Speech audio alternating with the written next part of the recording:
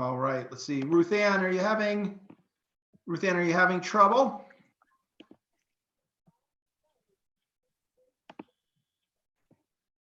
And Sophia, are you having trouble?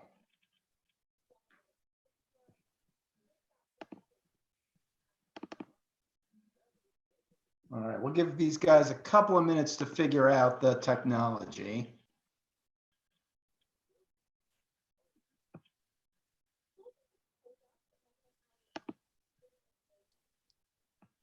And there's Don. Hello, Don. Hey, guys, had a little trouble.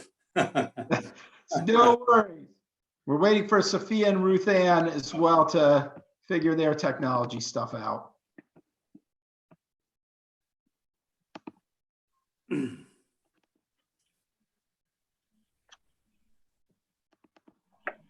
let me go check my phone and see if either of them have texted me. Give me 1 second.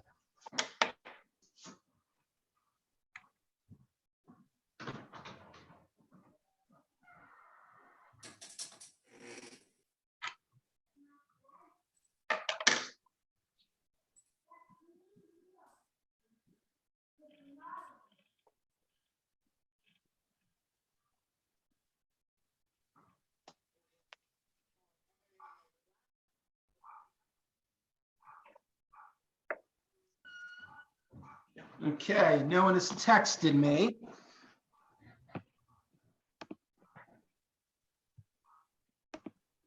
They've both hung up. We'll give them another minute or two.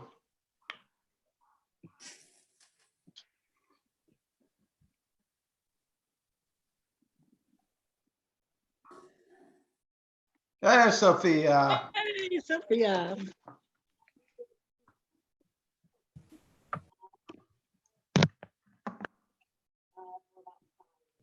Sophia, how are you doing? Okay. There we go. All right. All right, now we've got everyone but Ruth Ann. Okay. She's on, but not really on. Right, she was trying. Trying. You got to hit an audio button, don't you? She might. She had herself on mute. Hey, Ruth Ann, can you hear us?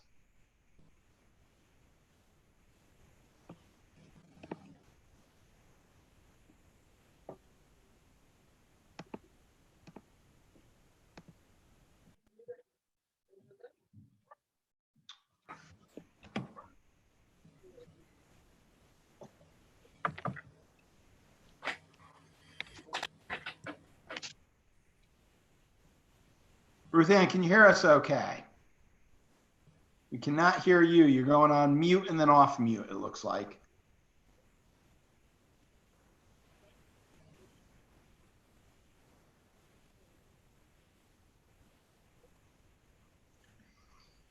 All right, gang, what do you want to do? Do you want to give Ruth Ann more time or do you want to get started? There you go. Yeah, it's working.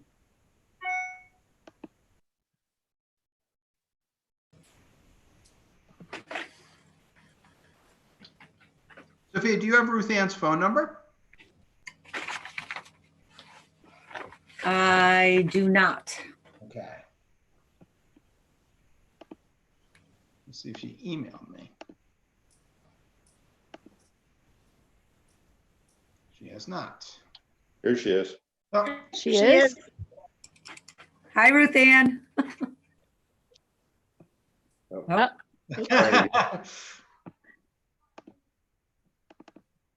All right. There she is. She's got her IT help desk there with her. Yep.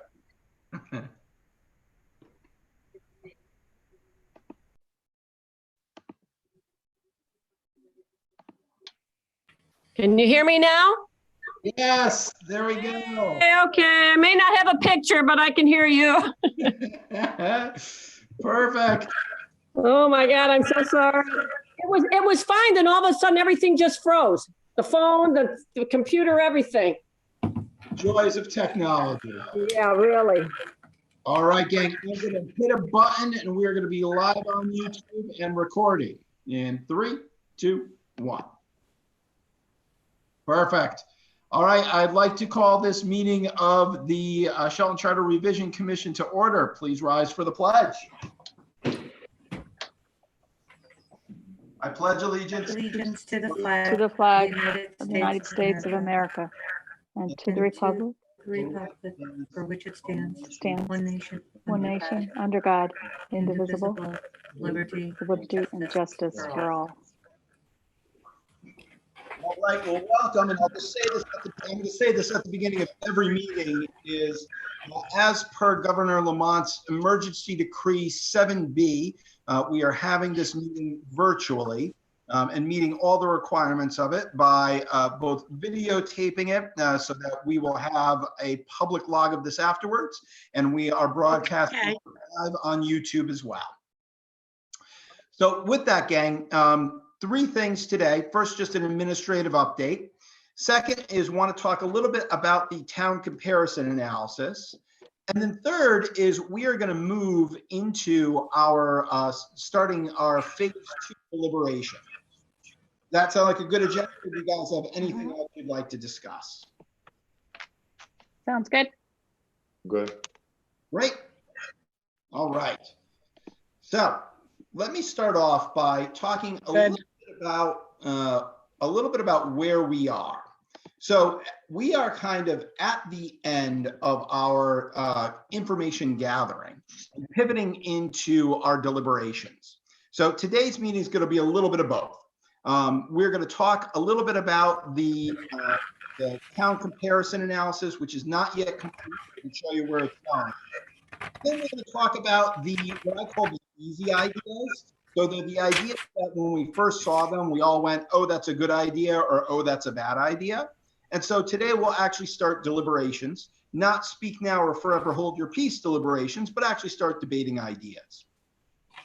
So the couple administrative notes. One is Kate Kutash from the Board of Education has agreed to come next week to speak in front of us as a Democratic representative of the Board of Ed. I emailed all 4 of them and they decided Kate should represent them.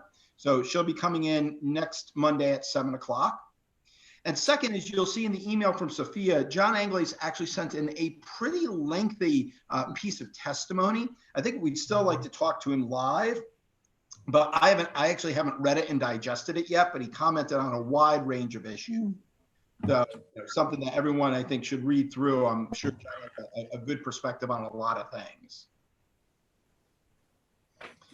So that's the administration stuff. Any questions about where we are on the playing field, anything like that before we dive in? Go ahead. All right. Well, I'm going to share my screen. I sent this to all of you, but you should be able to see it on the screen as well. This is a draft of the town comparative analysis. And what I wanted to do today was, you will see that I have not completed it yet. I actually have all the charters for all the towns listed here, but I just haven't gone through them all. And so I'm going to be completing this hopefully in the next week, if not the next 2. But it's going to guide us, especially as we get into some of the tougher conversations where we want to see how other towns do it. So tonight, what I wanted to do is just take. It keeps going in and out. What the heck? Oh, what's that? Internet connection unstable. Okay, what the heck's going on? You okay, Darlissa? Yep, I hear you, but it gets garbled and then it freezes and then it comes back. Same with mine. Okay. Is it my sharing of the screen that's causing the issue? I don't know. It could be. Good for me. It's a busy time for the computer for a lot of people. Yeah, I stopped sharing. Did that work? Am I garbled still? Okay, we're good. Okay, maybe it's sharing the screen, which was You garbled. sound like a robot. Darlissa's garbled. Yeah, it might be David, and actually we lost Darlissa. Nope, she's still there. At least her face Yes. is. I'm she's here. frozen. It's lighting up yellow. Okay. All right, so let me, so I won't share my screen then. because that seems to be causing issues. But you all have in front of you, hopefully, the town comparative analysis that I sent out. Yeah. Mhm. And so if you look at it just on page 2, it kind of says these are the areas that I was analyzing, and really want to take your direction after I walk through this as to whether there are other areas you want me to analyze. So you can see I looked at the CEO for each municipality, their legislative body, Board of Ed, Planning and Zoning, Finance boards, and any appointed boards they have. And then on the budget and finance side, what was their budget process? How do they handle bonding? And how do they handle purchasing? So I think this is a start of what is in here. Once, as we go through deliberation, if anybody's like, hey, Dan, what about this issue? I can go back and quickly create a PowerPoint slide on any issue that we want. So what towns did I look at? Well, I basically said, let's take all the towns in Fairfield County and the Valley, and then let's just, for the heck of it, look at Milford, it's close by. And then I have Berlin in there for the Board of Education only, since they have such a unique system that we're considering. And what you'll see is what I did was on page 4 is I started and I just created tables of what was happening in each town. And you can see quite clearly, it's in alphabetical order, and I got through to Greenwich. So rather than going over the content, let's go over the kind of the what I'm actually looking at. And you guys tell me if you want me to look at anything else. So for the CEO, I'm looking at what's their title, what's the term length, and are there term limits? On page 6, you can see the legislative body. What I'm looking at is what's their name, how many of them are there, is there minority representation, what's their term, and how are they elected? For Board of Education on page 8, I'm looking at what's the size, what's the term, what's their minority representation, and how are they elected? Planning and Zoning on page 11, same thing. What's the size, what's the term, what's the minority representation, and what's their method of election? Or with Planning and Zoning, the interesting thing I found is there's a whole bunch of appointed Planning and Zoning boards, which I didn't realize. Mm-hmm. Then the Finance Board on page 13, looking at the name, the number of people who are on it, whether there's minority representation, the term, whether they're elected or appointed, and their powers. On appointed boards on page 15, I look at what other boards are listed in the charter, how are they appointed, are there standard terms or not, and is there minority representation? So here on an interesting thing is on many of the appointed boards, there's no state mandatory minority representation, but very often people put it in their charter. Then on page 19, you can see the budget process that is out with, for each town, who's the budget authority, and then what is the actual process, right? Like what are the steps that they go through? On page 22, I list out for bonding, is there a trigger for referendum? And if so, what is it? And then every town has some, it's very interesting. Bonding's done very differently in every town, at least in the 10 or so that I've looked at so far. So there's idiosyncratic items on how they actually do bonding. And then finally, on page 24 is purchasing. And this is one that I don't want to draw too many conclusions because I haven't looked at all the time. We were talking about purchasing limits. A lot of towns just say do it by ordinance. They actually say there shall be a level for quotes and for bids, and they leave it up to their legislative body to determine what that is. So that's that's what I'm filling out. And as you can see, I am probably a little more than a third through of all the charters. And it's just a question of me chopping wood and getting through the rest of them. So let me pause there for comment from you guys. Anything else you want me to be putting on these slides that you're curious about? Or is this basically the information that you were hoping to get?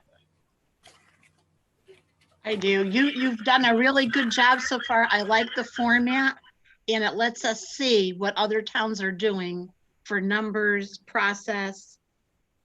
It's interesting that there's not a lot of minority representation in a lot of towns. So there are patterns evolving. Yeah, What do you and think? it's where I want to get the rest of the data before I draw any conclusions, right? Because since I'm doing it alphabetically, there's no rhyme or reason to how I'm doing it. There are some interesting patterns that are emerging, right? Like this is where I want to finish the swing like Norwalk and Stanford. But a lot of the larger cities don't have boards of finances, and it tends. And again, I've only looked at 10 of these. Like the board of finance tends to get more powerful the smaller the town is. Don't know why that is, but just seems like a correlation that I'm seeing. But again, I want to get all 30 of them before I draw any serious conclusions about it. So Dan, on the minority representation, are you assuming that if they don't have a number, that it's by ward or by district? Do we know that? So if you were to look at some of them, I just don't know yet, right? So if you look at, like, for example, the Board of Education on page 8, right? Like, so some of the charters actually don't have it specified what the minority representation is. So in that case, I'm like, oh, okay, let me go to the Board of Ed website and see what they actually have and see if I can glean it from there. And as you know, most Board of Educations try to be nonpartisan, so they don't list the parties of their members. So basically what I'm going to have to do is call the Board of Ed, right? And be like, hey, do you guys have minority representation? So anywhere there's a question mark, it just means I don't know. It doesn't mean there's no minority representation. One other thing, if I might suggest on the planning and zoning, is to compare whether they have alternate members or not. Ah, a good ad. A good ad. Let me make a note of that. Because as I've read through, many of them do. But I will add that in. Hey, Dan,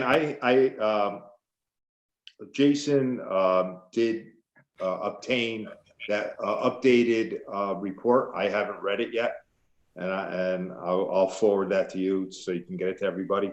Excellent. I do have a copy of that. I just didn't forward it to everybody last week. Oh, perfect. Great. Thank you, Gary. Any other comments? So we got the alternates on planning and zoning. Anything else you guys want to know you want me to include here? Dan, do you think that other people are starting to put on emergency, unforeseen circumstances policies in their charter when you, in regards to things like coronavirus? For instance, I'm thinking that perhaps we add something that says the mayor is in charge in case there is an emergency such as this. And he power. shouldn't have to wait for boards. Yeah, executive power. Perfect, Rose. A good one. Without waiting for boards. Yeah, I've not been looking for that, but I will go back and check. I'll add in an emergency power slide. Absolutely. Okay. Other things you guys want me to look at? That's a good call, Darlissa. It's a very good call. Thanks.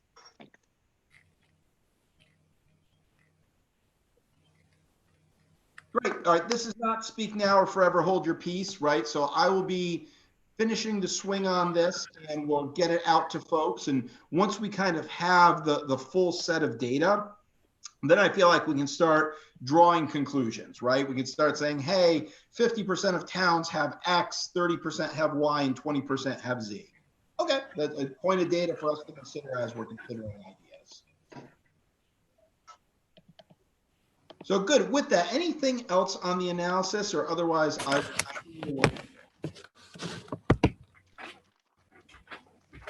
All right, Melissa, I'm going to try to share my screen one more time. Tell me if the audio screws up. Okay, can you guys hear me or do I sound like a robot? You're Yep, good. sound good. It's not good. Good. All right.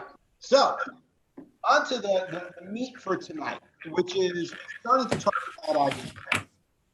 And so I am guessing, right, probabilistically, that the easier ideas for discussion, and I say famous last words because sometimes we think they're easy and they're not, is the ones where we had an unfavorable or favorable disposition. So we have about 21 ideas, which is almost half of our ideas, maybe about 40% of our ideas, where we actually said we were leaning for or against. So tonight, what I wanted to do is actually get into debating these ideas and put them into three buckets. Either it's an idea we want to accept, it's an idea we want to reject, or we need further discussion or need more information, right? So these are all ideas that if we're spending more than 10 minutes talking about, we probably need, to dedicate more time to it. So I'll just, allow me to just punt things if they are thornier than I think they are. And the other important thing I like to say is this is not speak now or forever hold your peace, right? Like we can always come back based on future evidence and take something out of the accept or reject idea buckets. We just have to start sorting ideas into those. And lastly, my way of being here is unanimity, right? At this point in the process, if an idea is anything less than unanimous, I want to keep it open for further discussion. Right. So the purpose of tonight's meeting is to really deal with the ideas that we're all in agreement on. Does that make sense, or you guys want to handle it a different way? I think it's fair. It's fine. Yep. Good with me too. All right. So let's start moving through these ideas then. And I'll let you guys talk. I'll just present the idea and then you guys tell me, right? So the first idea came from the public hearing, which was the idea that the Board of Ethics should consist of people chosen from a pool approved by civic organizations like the Chamber of Commerce, United Way, League of Women Voters. We, in our early discussion, had an unfavorable disposition because it didn't think it was workable because these organizations weren't necessarily democratic, weren't democratic, right? Nobody elected them. Geographic issues, most of these aren't purely Shelton based, and any lack of proof that they would be better at finding good candidates than our current process. But let me pause there. What do you guys, having had time to reflect on this idea, what do you guys think about it? I'm against it. I'm against it too. Yeah, as am I. I think John Inglase's comments kind of summed it up as well. So if you get a chance to read his comment on that particular subject, I think he put it very well. Great. Anybody for this idea? And this is where, guys, I want to avoid groupthink. So if anybody disagrees with what the group is talking about, please feel free to speak up. We're not going to, we've all got opinions and no one's going to think less of you if you're the one person who says, well, hold on a second with this.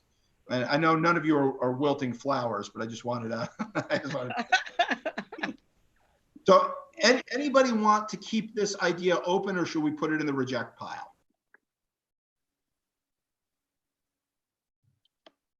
Okay, hearing nothing, I'm going to put this in the reject pile.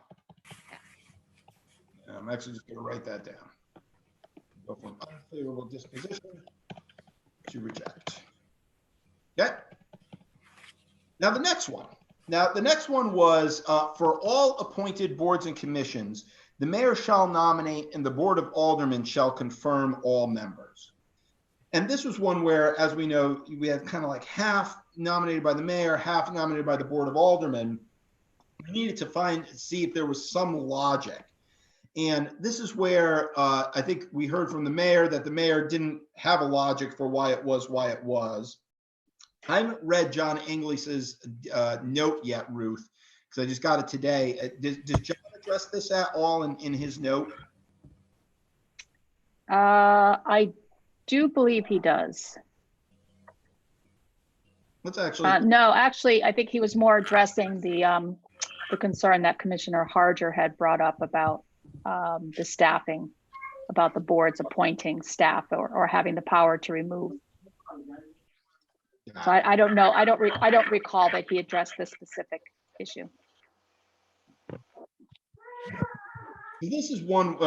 This is one where I'm like, I think where we were was, yes, this makes sense unless there's a reason not to, and I don't think we've heard a reason not to yet. But maybe we keep this item open until we can talk to John specifically about it, because I want to make sure that we're not breaking something that there was a logic to.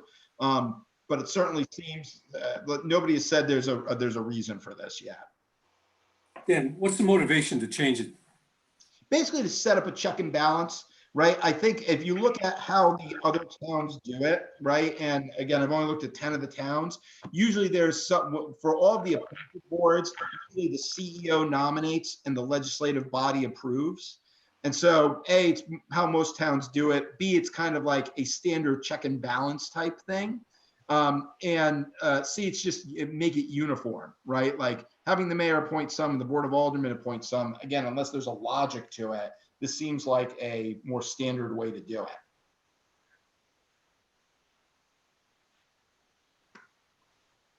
So I propose, guys, we keep this one open pending talking to John. Okay, I agree. I agree too. Agree. Okay. Mhm. All right, next one was the Supreme Court of Shelton, ZBA, where right now appointments are for life. I think it was brought up that they don't have terms and should. And we had a favorable decision. And that's not correct. It's not correct. Right, I know, Sophia, didn't you get what the town clerk has? There's a term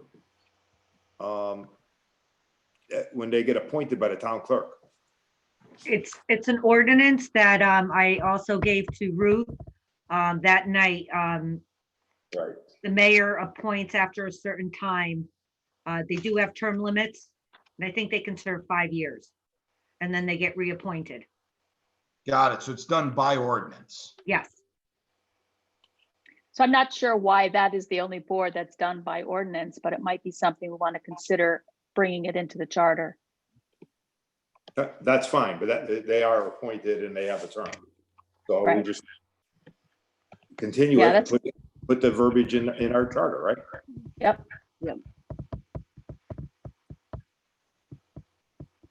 I agree with that. Just to, again, just to make it consistent with other boards. So am I hearing, do people like that idea then? We should take the terms and put them into the charter? Sure. Yes. I would agree to that. Anybody opposed? All right. Now, the next one was one that I don't know if you're ready to answer yet, but it was the terms of various appointed boards should be standardized. Either everyone should be like 2 years or everyone should be 4 years. And I think the question again here was, is there a reason why not? And again, I don't think we've heard a reason yet. Correct me if I'm wrong. But I think we might want to put this in the same bucket as the previous one, where we talk to a few more people before we talk about, actually standardizing these terms. What's your guys' sense? But I'm the just question is wondering- whether we, oh, go ahead. Oh, go on, I'm sorry, Gary. Go ahead. The question is whether we go 2 years, 4 years, or 6 years, which is what people are appointed for, correct? It varies right now from board to board. Right, and the idea of longer terms are for consistency. Is that's part of that argument at least, Correct. Right. right? And you could also make the argument that if you get somebody that the public doesn't like, you're stuck with them for 4 years. Correct. And I think again, and even in just the small number of towns that I've looked at, they're all over the place, right? They range from 2 to 6, and some pick weird numbers like 3, right? So like you can almost Yes. find an example of anything. But I think, Gary, you said the exact right trade-off, which is replaceability versus stability. Right. And that's why I like the 2-year term. The mayor also said the same thing. He said, if people like you, then it's a moot issue. 2 years, they'll vote you in for another 2 years. Well, I know we've had this discussion specifically around the Planning and Zoning Commission, and again, the home rule issue over state statute.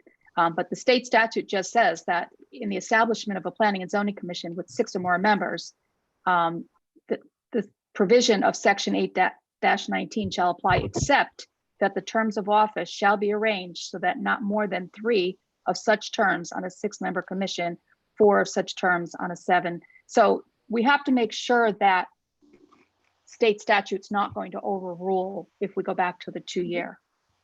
Because we originally, a few years back, changed it to a 4-year term to be in conformance with state statute. So we Well, just need I think we need a legal opinion on that. I agree with you, Ruth. I mean, that's interesting, but you're saying if we make the amount 5, it doesn't matter? Correct. Interesting. Interesting. Yeah, in the establishment of a 5-member planning and zoning commission, the provisions of section 8-19 shall apply. But if you have 6 or more, then you've got to do the 4-year terms, alternating. So we definitely need legal opinion on that. Yep. Yes. Good. All right. Let's keep this one open and get that legal opinion and do a little more research on it. Okay. Next one then was, should we consider any term limits? And we had a unfavorable disposition to this and a feeling that frequent elections serve as the best term limits. Can also tell you that there is no other municipal CEO in the towns that I looked at that has any term limits.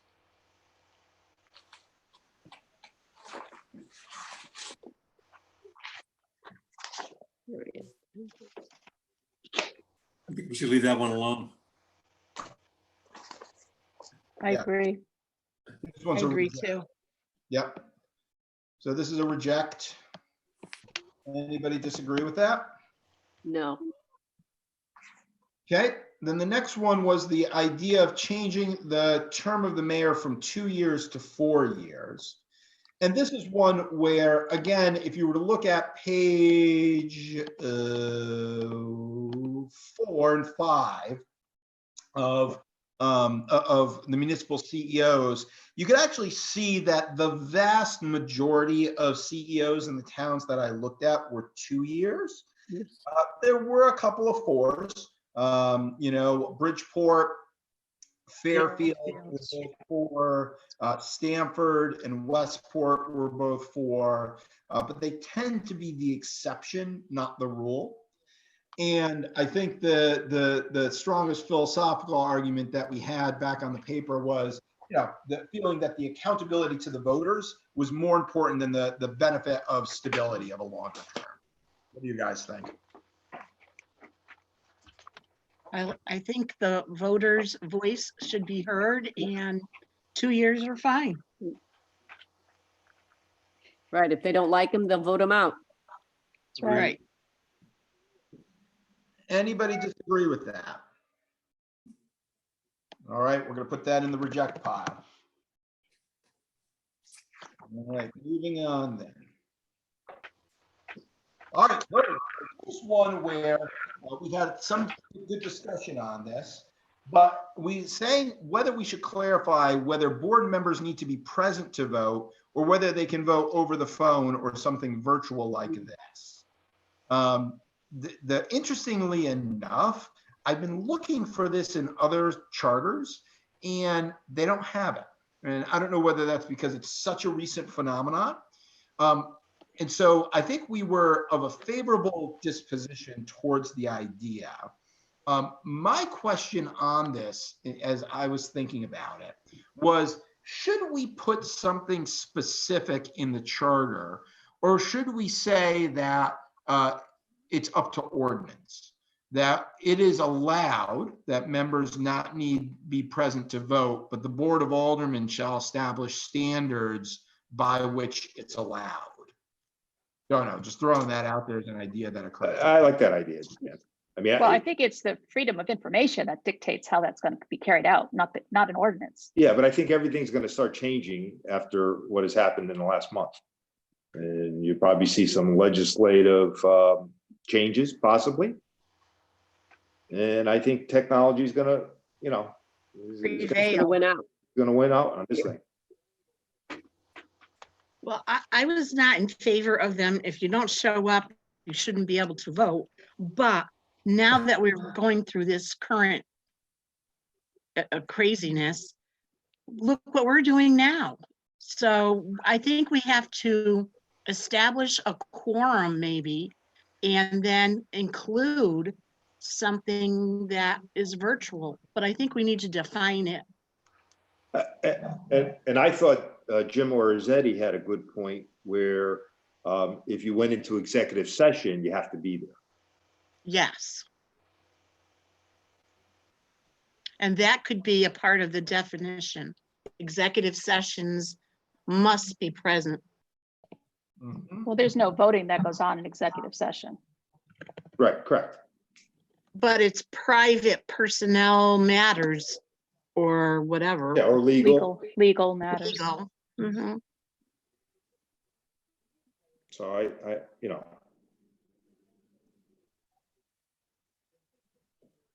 I don't know what everybody else thinks, but I think the technology's winning over right now. I think it's got to be addressed. I How we do do it, too. talk to you later, but it's a huge issue at this point. So And that's what I think the key to this is flexibility, because again, thinking about the next 10 years, we don't know what the technology is going to be 10 years from now, right? We all may be meeting by hologram or something like that. Mhm. And I say that half jokingly, right? We don't know what the technology is going to be. And But so that's- like my gut on this is that we say that it is allowed as much as it's allowed by state statute. The Board of Aldermen shall define ordinances governing the specifics, right? So specifics around, do you need 2/3 of people physically present to have a quorum? Things like that, we'll let the Board of Aldermen decide. That's a pretty good idea to think about. Is it possible then to put in the charter to refer people to the Board of Aldermen ordinance for this particular item? Yes. So people know where to look for it? Yes. I mean, Okay, when we, like, you can't put I mean, the ordinance isn't created yet, but presumably you would say, yes, the Board of Aldermen shall have an ordinance on virtual meeting, in line with state statutes, that they can define any specifics that they want, and that can change over time as new technology develops. okay. That works. Okay, so is anybody opposed to that idea? I think that's one good discussion point that we should have with John Angles. Yep. I agree. Mhm. So let's keep that one as a favorable disposition. Let's not put it in the accept pile yet. And we'll have some more discussions about that. Okay. Okay. Next idea is the charter should define what consists of quorum for various boards and commissions. And this was the issue that you have for most boards and commissions operating under Robert's rules. Quorum is basically having a majority of your members there. Whereas I think for the Board of Aldermen, it very specifically defined it as 5 members constitute a quorum. And so I think the question was, do we just want to have a consistent definition for what is a quorum across all boards and commissions? Dan, what's Robert's rules? 50%? I think it's 50 plus 1. I'd have to look it up. That's where they got to the 5? That's probably where they got to the 5.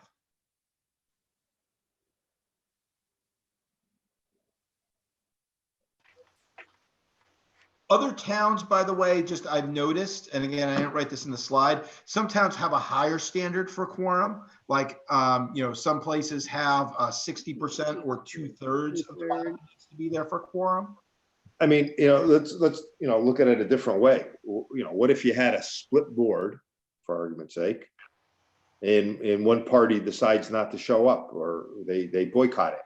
I know they've done that. I know in some legislatures where people went out of state, so they couldn't conduct business. Right. Alderman hiding out in Derby. Yeah. Uh, So I mean, yeah, you call a meeting and people don't show up. Is the responsibility to be there? If they're not, then business can't be conducted. Pretty much. Right.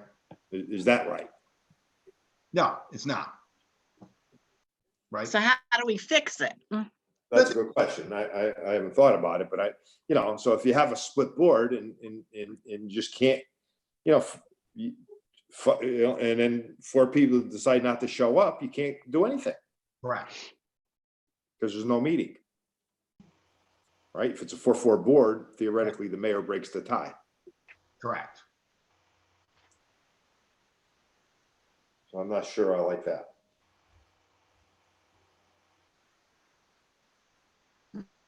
So why don't I look up Robert's rules and just what it says there, because I didn't before this meeting. And because if it's 50 plus 1 and that's the standard, right? I mean, it probably can't be less, right? You probably can't say that you can have 3 aldermen or 4 aldermen to conduct business. Yeah, but at a duly called meeting. I think you gotta have a majority. Got a majority? Right. Yeah. Yeah, I agree with Don on that one, actually. I do think we need at least a 50 plus 1 standard for a quorum.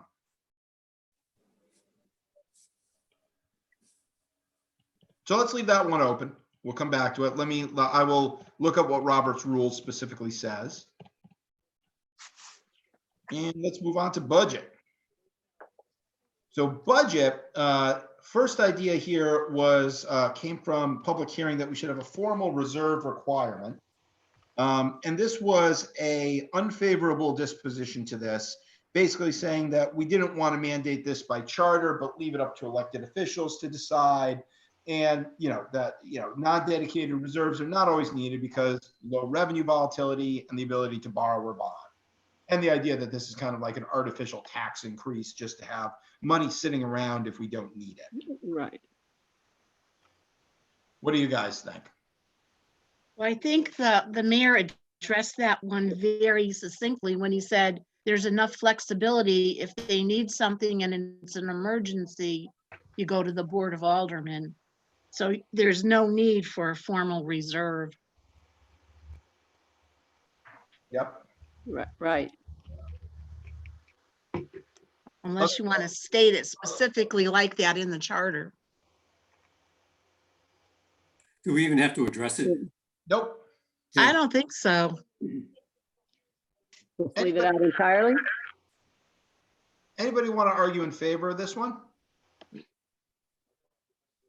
Okay, if not, we're going to move that to the reject pile. All right, next one was that the Board of Aldermen may establish standards for budget submissions for all departments, including the Board of Education. So this idea here was just that giving the Board of Aldermen more power to say, here's what every department needs to submit, and kind of establishing the forms to make sure that everybody's submitting the same thing in the same form. I agree. Brought that up. And do you recall? Oh, yeah, I do. It was me. This was one of my ideas. Not surprising. This was one that came back from my days on A&T, where quite honestly, the Board of Ed would always come in with a different format, and it would be very, very hard to compare the city side and the Board of Education side, because you just have, it was like apples and rocks. Good description. That's exactly what it is. I think they're trying to come together. They're still having a problem with that, and I think at one of their budget workshops, they agreed to come with the same format. So I think they're working toward that. Yeah, which is great. Hopefully they can come to an agreement on it. I just think if you put it in the charter and just say, hey, if they don't come to agreement, then the Board of Aldermen can establish the standards. Right. I agree with that. I do too. I agree. Is that would they legally be able to do that? That's what we got to double check, right? As always with the Board of Education, we got to check if there's any statute that prohibits this. So I think that's a legal question for a review. Well, I don't think there is, though, because it's dictated by the program that they're using to set it up. So if we use Munis and you're using Pine Tree or whatever it is that the city uses, it's just like like Dan said, it's apples and rocks. And they all should be on the same page for that, what the content is. And I don't think that is dictated by anybody. It's just whatever the budget department, the finance department has available to them to use. That's what they do. That's my opinion from what I've seen for the last 5 years. Yeah, I think on this one, we accept with an asterisk, just based, like to Don's point, let's just make sure, I think with all of our Board of Ed stuff and with all of our P and Z stuff, we're just going to want to make sure we don't conflict with state statute, right? And so it's just like anytime we mention either of those two boards, we're going to want some legal. Yeah.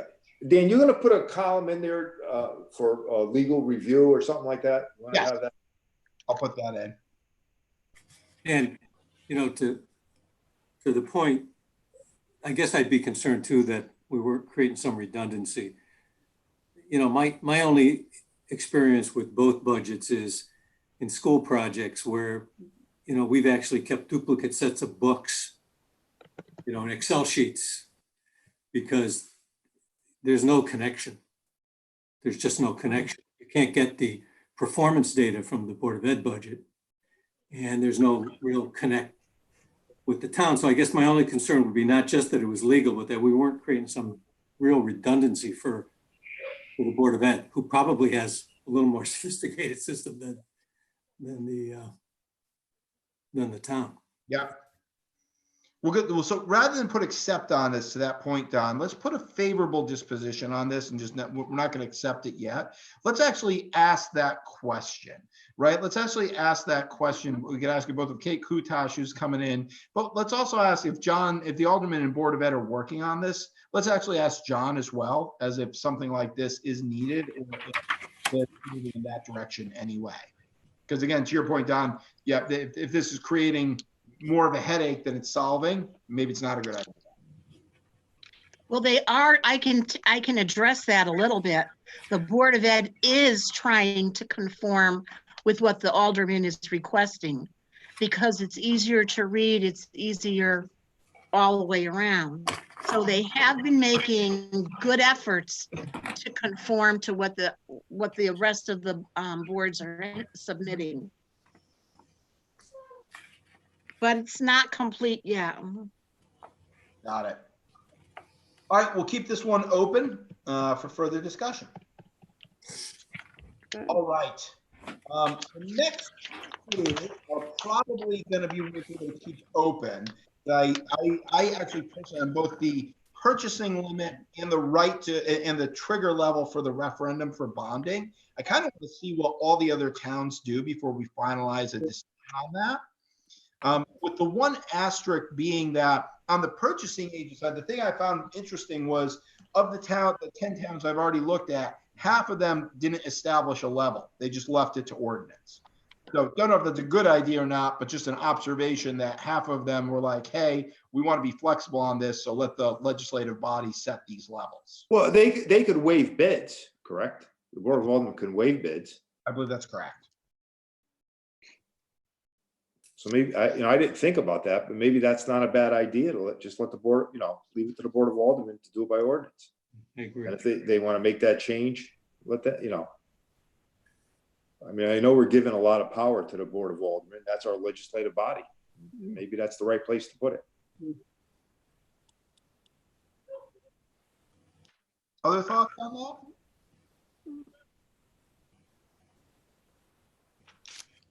I could see having some kind of extraordinary clause in there. I mean, I don't know if you want to give I guess as I think about it, I don't know if you want to give 100% discretion.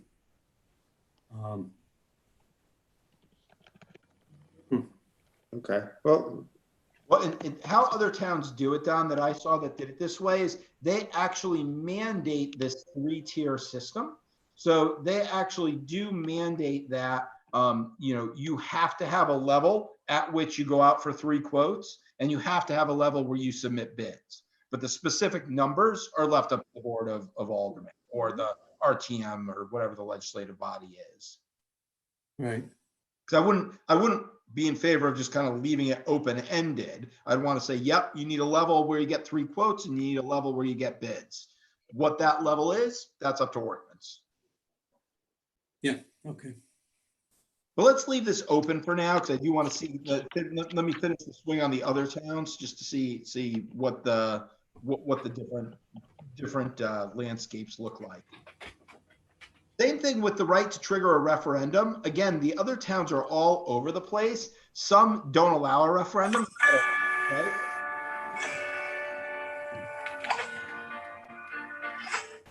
Somebody's got some music going on. What? That was me by accident. Lights fan. So some like Bridgeport, there is no referendum, just up to the city council. Others, super interesting, like Greenwich, actually leave it up to the RTM. But if someone gets a petition within like 5 days from 3% of the voters, they can force a referendum on it. They have 280 members. Yes. So I'm not sure. Yeah. The Greenwich RTM is the 4th largest representative body in America. Oh my God. This is crazy. So yeah, so I think we punt on this one for now. Let's wait till we get all the rest of the information. Number 5, allowing the Board of Education more time to submit their budget. I thought our discussion with Jimmy was a good one on this, that maybe not just for the Board of Education, but you give either the mayor or the Board of Aldermen permission to give them leeway, right? So not just Board of Ed, but if anybody's having trouble submitting their budget, I don't care whether it's the mayor, the Board of Ed, or Board of Aldermen, or both, you basically give them a pass, right? Build in some flexibility into the system.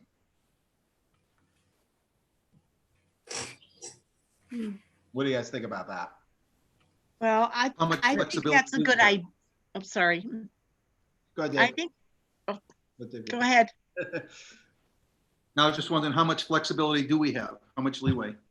Right now, none. Right. So right now, technically, the charter states that you have to have the budgets in, I believe, by February 15th. I have to go back. Yes. And so right now, if the Board of Ed is late, they are technically out of compliance with charter. And if a mayor wanted to be a jerk about it, they could say, you have not submitted a budget, so your budget is 0. Right. And so, yeah, I doubt that would politically happen, but it could conceptually happen. How about if I said how much flexibility would be built into it? How much would we? I don't know. That's a very good question. I hadn't thought about it. You could build in a couple weeks, When does it need to be done by? Well, so by right now, the thing that this depends a little bit on how we're going to actually do the rest of the charter. So if we go in the direction of eliminating the Board of A&T, you actually get a month of extra flexibility because you're now taking that step out of the budget process. Okay. Then we could really say for the Board of Ed or any board, submit the budget between the date of February 15th and March 15th, if we have that month. And then as soon as it gets done, and if unforeseen circumstances happen, like with the Board of Ed, we're on our 3rd finance director and we lost our superintendent, in the middle of the process, there's an opportunity to get your ducks in order. Good, so let's leave this one open, right? Because it might be dependent on other decisions we make in the charter. So let's come back to it. I think we're all in agreement that conceptually it's a good idea, but let's come back to see the specifics based on other things that we do. So what were the hardships to meet that date, Boyce? What hardships are there to meet that time frame? Well, for the Board of Ed, it was losing our superintendent in the This middle of time the around. process. This time around. Just in general, what would be the hardships of meeting that date if we were to change it? There could be weather too involved. February is typically a bad weather month, and that's when meetings could get canceled because of weather. You need a vote in order to submit it. So that could be a possibility. I mean, February. is also a high absentee time for board members. I mean, basically what you're doing is you're basically just putting a placeholder budget together anyway. Right? Because usually what happens is you ask for 6-7%, the Board of Ed asks, and the mayor comes back with a proposed budget, and then the Board of Aldermen, vote again. That's right. Does it really matter Yes. that much? Max, come on. So I guess that's what my question is. If the current, why is the current date not working, not workable? And if it's not, then what would be the new date that would be workable based on that hardship? Well, could you give the alderman or the mayor discretion and say, okay, I'll give you another 2 weeks or. I've lost you. Oh, Darlis is fading.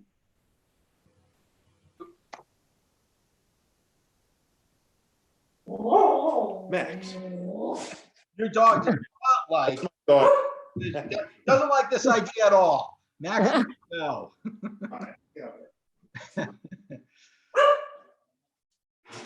It's all right. My two are trying to get in and I'm like, oh no. Well, so Did we lose Darlissa? yeah, it does look like we have lost Darlissa, or at least she's not appearing to us right now. Nope, she dropped off.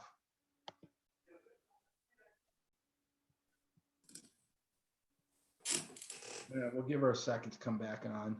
And Gary. All right, I'm back. All right. It looks like we lost Darlissa. So I would propose on this one, let's just keep it open. We'll come back to it. I think Ruth asks a very good question that I don't know if we have a good answer to yet. There's also the possibility that that date may just shift from February 15th to March 15th if you get rid of the Board of A&T. So let's come back to that one. Next one is one that there was a proposal from one of the members of the Board of A&T to increase the powers of the Board of A&T. Let's just hold on this one because I think we'll be talking about A&T in a minute. Okay, so let's go to A&T first. I'm going to come back to P&Z. So A&T, there was basically this debate of do we eliminate it and transfer any of its remaining powers to the Finance Committee of the Board of Aldermen, or do you give it more budgetary authority? So again, I haven't finished the swing at looking at other towns.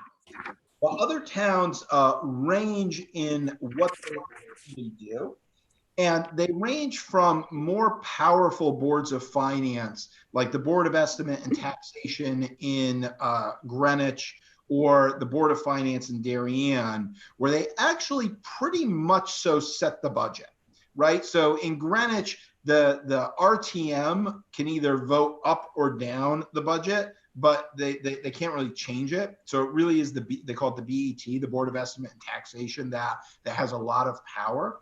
Same in Darien, the Board of Finance is actually the final budgetary authority for that. But then it ranges to larger cities like Bridgeport and Danbury don't even have one, right? They don't even have a finance committee. They just have their city council do all of that. So I think, as you're looking at it, as I said, I haven't finished the analysis of other towns, but there does seem to be a correlation with some of the bigger cities tend to have no Board of Finance. And ones with representative town meetings or smaller tend to give them more power. So I think where we were leaning towards elimination of the Board of A&T. I think we've heard from the mayor, and I saw John Anglis is supportive of elimination. But big decision. So open it up for discussion.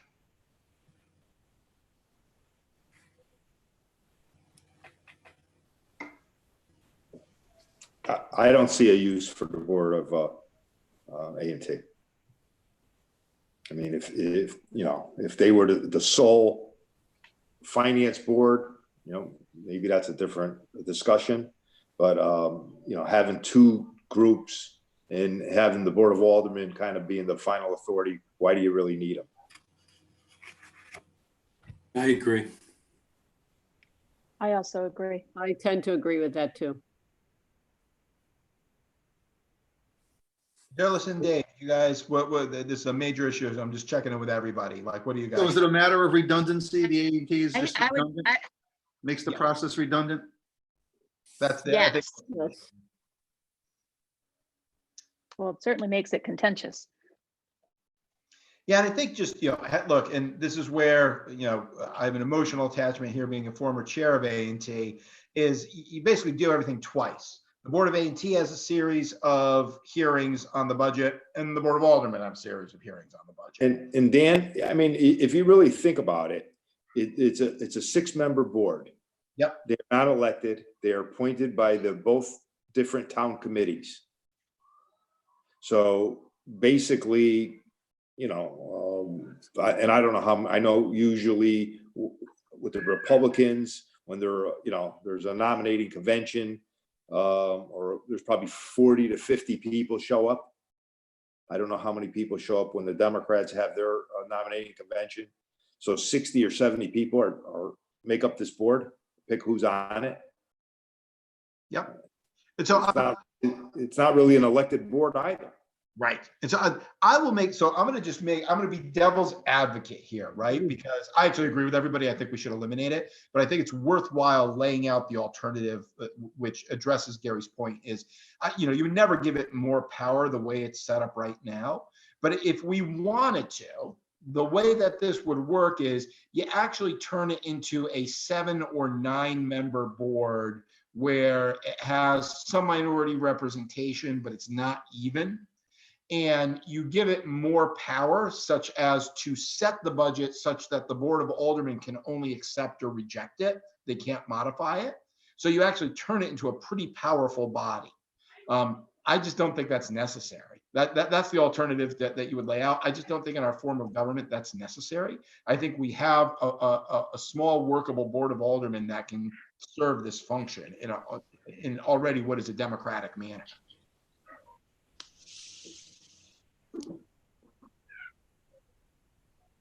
So does anybody want to argue in favor of keeping A&T or want more discussion on this one? Do they need a day in court? In other words, I'm relying on you, Dan, because you know how the board operates. I don't see, fundamentally, I don't see the purpose, but do they need to be heard? Is there an argument for the board? Right. Yeah, I think so. I think we heard from one of their members at the public hearing, where the argument was make it more powerful. We could certainly, if people are interested in us inviting a member or two in to hear from them, would be more than glad to do that. I think, my mindset though is that it can't continue as is. We either have to give them more power or eliminate them. Right? Like as is, I think Gary said it's kind of a useless board right now. So unless we want to give them more power, right, and take that power from the aldermen and make it more democratic, that's one vision. The other vision is just eliminate it, right? It's redundant. But I'm fine, Don, if folks are interested in hearing from them, I'm fine with bringing them in for interviews. Up to you. I'm not. Don't get me wrong. Okay. I'm really not. I don't see the purpose. It's certainly not making them stronger. I don't see their purpose now. I think, Gary hit it on the head. It's not a, they don't have any skin in the game. Yep. So, if we're by and large unanimous and people are kind of like, hey, this is what it is, I personally feel no need to bring them in, having heard from one of their members at the public hearing. But again, if anybody wants to hear it, this is a unanimous type thing. If anybody wants to hear from them, we will bring them in.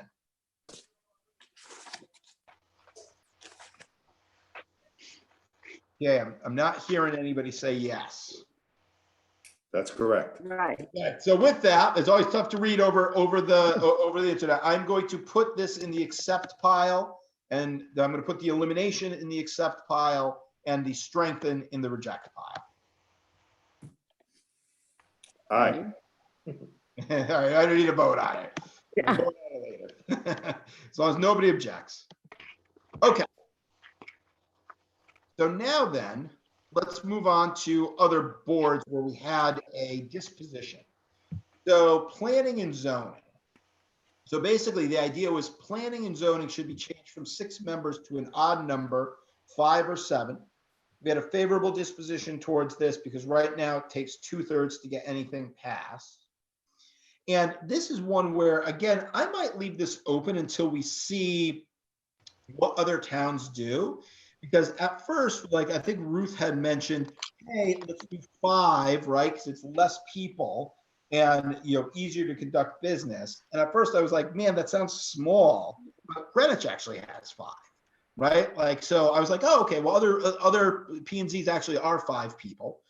So I kind of want to see what all the other towns do before we make a decision on this one, other than knowing that we want to move it to an odd number. But you could do 5 and 2 alternates. Right. If you went from both parties, like we Or have. you could do 7 and no alternates. But then you go 7 and then it's staggered terms. Correct. You'd have to do the 4. You'd have to do the 4-year staggered terms. Or your staggered terms with 7, no staggered terms with 5, and maybe 2 alternates, just as an option. Yep. But again, then we get back to the fact that the alternates are really appointed, not elected. True. You could make them elected though. Well, they're technically supposed to be elected, but that's not the way Well, I know, but you could it turns out. So you could say you could you're have going 2 to mandate that a party runs 2 people, 3 people. you just say alternate? there's 2 alternates to be elected by the people. No minority representation on the alternates. Right. Or like this is where I want to see how other people do it, because to Ruth's point, like other places do have alternates. Could you have the alternates be like, let's say on a 7-member board, the person who comes in 6th and 7th in the election, right? Top 5 people become permanent members, 6th and 7th become the alternates. I don't know if that's legal or not, right? But this is one where I think we need some more information. What's the purpose of having an alternate versus a permanent member? Ruth, do you want to address that? They basically just sit in the event that a regular member cannot attend or participate. If there's some sort of conflict of interest and a member has to recuse himself, the alternate would sit in for that vote. I think that conflict of interest is really the reason, Don, like, 'cause I had the same question of why don't we have alternates for the Board of Ed and stuff like that. It's just with land use, you tend to have, people just have conflict. The person related to the person. It's like all the different reasons you can have yeah, but my question is, in other words, why not just have 7 permanent members? Why deal? That's exactly. I That's my 7. point. Yeah.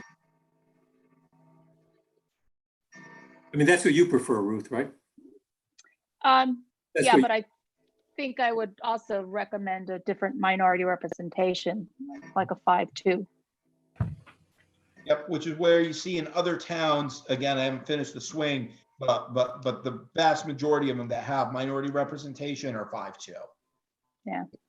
I'm just, But if we're going to get rid of the alternates, I would suggest going to a 7-member board. yeah, I would prefer the 7. I'm just not crazy about the 4-year term.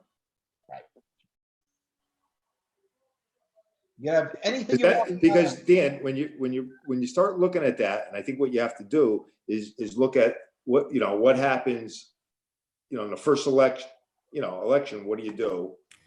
And then how do you change it with minority representation?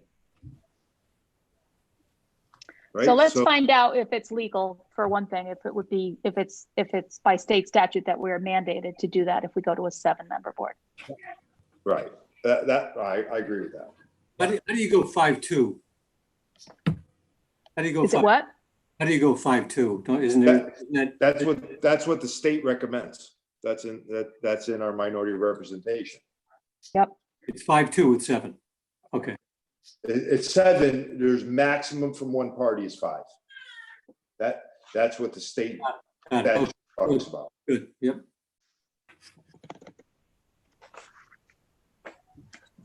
We're just following the state guidelines, state statute guidelines. Okay. So let's find that out. More work to do there. So let's, favorable disposition on this, couple of options. Let's lay each of them out and see which ones are viable.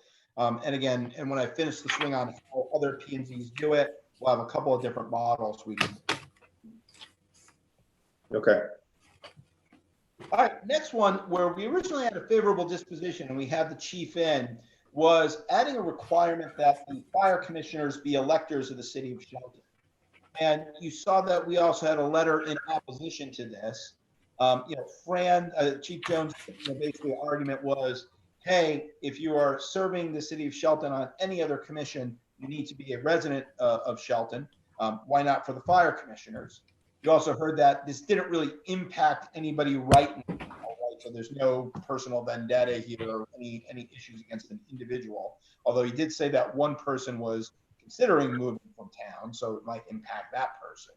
But then we got a letter basically from one of the members saying that, hey, 50% of us come from outside of town, and want a shot at being able to run this department as well. Originally, before we heard all of that, said we had a favorable disposition to it. What do folks think? I think the chief was just asking for consistency throughout the charter, right? I mean, that was his concern. I don't think he was advocating one way or the other. He just was asking for it to be clarified and consistent with how other boards and commissions are handled. I think that was his. I think that with the fire commissioners, we don't really need to change much. They decide in their own little firehouses, but maybe we could say something like a limit of 10% or whatever percent we decide could live outside of the city, but 90% have to live in. I mean, that would be like a compromise, but For the fire commissioners? for the fire, yeah. No, this question is just about the commissioners themselves, not fire Not volunteer. firemen. It Fire. doesn't matter. If a fireman from Stratford wants to help volunteer in Shelton, I'm for that. I'm just not sure that, somebody should be on our governing board from another town. Okay. And they should be from Shelton if they're the administrators. They should be an elected. Right. Yep. I think that makes sense. I agree. Well, I think it could be argued either way, actually, because the fire department's a totally different. We are thankful for the folks from out of town that don't have an opportunity in their towns to volunteer because they're paid, and they're not a paid fire person. So they come and they volunteer for us, and they may be very qualified, and so I think it's a little bit different. So I think some real thought has to go into how we handle this. Yeah, but Ruth, if you're from Stratford and you belong to the Pine Rock Fire Department, you could, go through their chairs or whatever they're doing. You're just not going to be one of the commissioners. So you can have an officer. You could position, be an officer, just not not a commissioner. Okay, all right. That's how I read All right. what Fran Okay. was. We would welcome them, but just not as a commissioner. Got it. Okay, I wasn't looking at it like that. Mm. The only thing that bothers me is that what if you have a really good commissioner and they do move out, that maybe we could put, they have to have so many years in Shelton so they know the roads, they know how things are working, what the protocols are. I think, And then we could give that, then it could be an exception, but Like there'd be grandfathered in? yes, that's what I was looking for. I don't know. I agree with Ruth. It's, everything seems to be working well, and God bless them for volunteering. What would we do without them? I agree with you, Charles. It could also be cute. We can also put in that in order to be elected fire commissioner, you have to be a resident of the city of Shelton. But once you are elected, you just can't be elected unless you're a resident. well, then if you moved out of town, for whatever reason, your house burnt down, you moved to Durban That's funny. you could Why still wouldn't they continue want to just move to Shelton? That was my thought. Or why do they want to move out of Shelton? I don't know. Right, it's a great place to be. They usually don't. So the folks on this one, do you want to keep it open to think about it more, or are people generally, I heard more favorable than unfavorable? I kind of agree with Ruth. I see both sides of this one and don't feel passionately about it one way or the other. So I'm very comfortable with whatever you guys want to do with this. Well, I agree with the chief. But I'll defer. Other thoughts, guys? Don, Dave? Yeah, I'd like to leave it open. What's that, Don? Yeah, I'd like to leave it open. I can see both sides of the argument as well.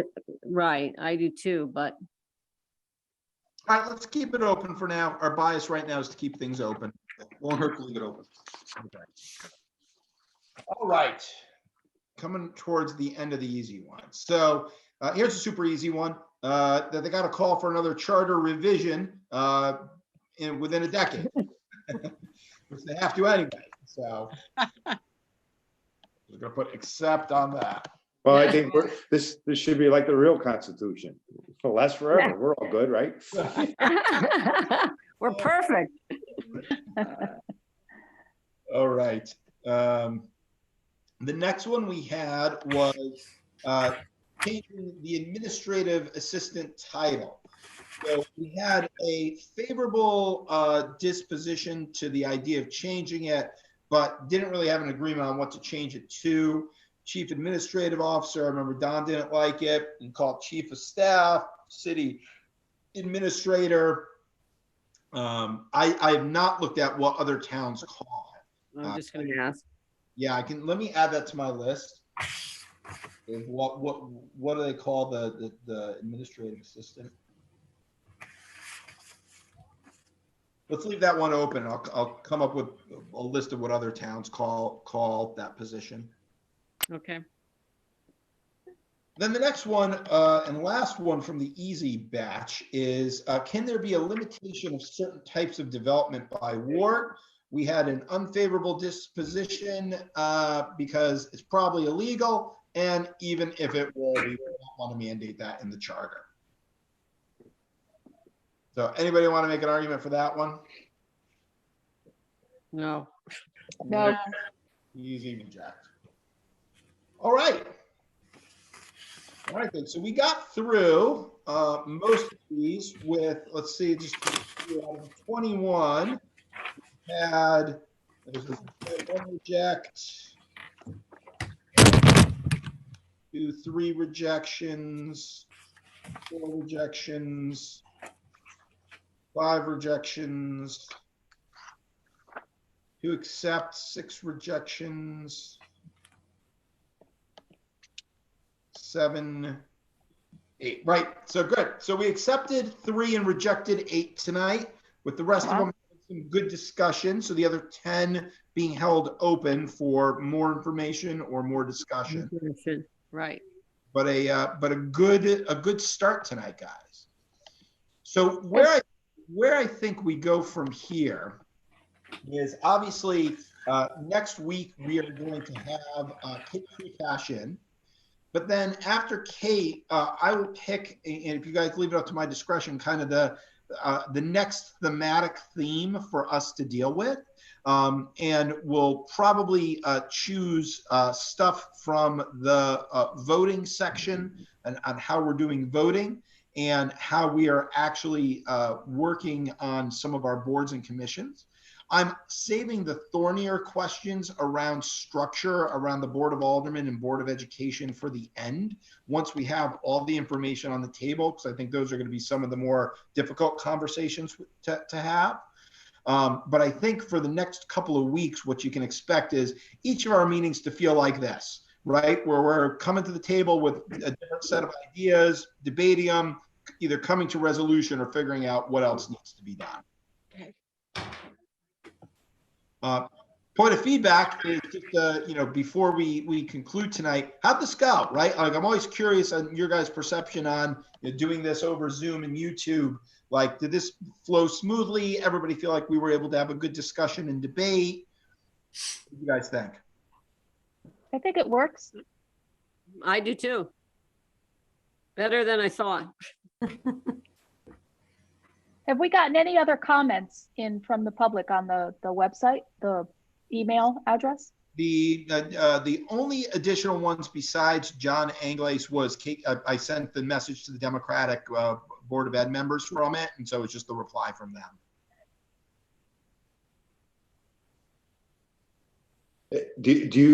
Would you put a call to John? You think he would address us? I will ask him. He said he wanted to do it live, but I will ask him if, given the circumstance, he's willing to do it. I mean, is John, maybe he's never done the Zoom. I think if He hasn't. That was his concern. right. But I think if he said, if he feels comfortable, we can go with it. If he doesn't, we'll wait for him. Yep. I'll give him a call. Give him a call, see if he's what he wants to do. Good. All right, gang. Anything else for the good of the order? If not, good discussion tonight. I will entertain a motion to adjourn. So moved. Motion by Darlissa. Is there a second?